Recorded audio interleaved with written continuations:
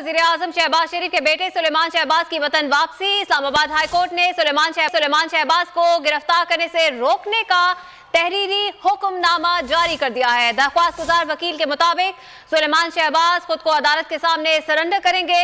हुक्मनामा अदालत को बताया गया है कि सुलेमान शहबाज 11 दिसंबर 2022 को इस्लामाबाद एयरपोर्ट पर लैंड करेंगे। अदालत सुलेमान शहबाज को वतन वापसी पर सरेंडर करने का हुक्म देती है।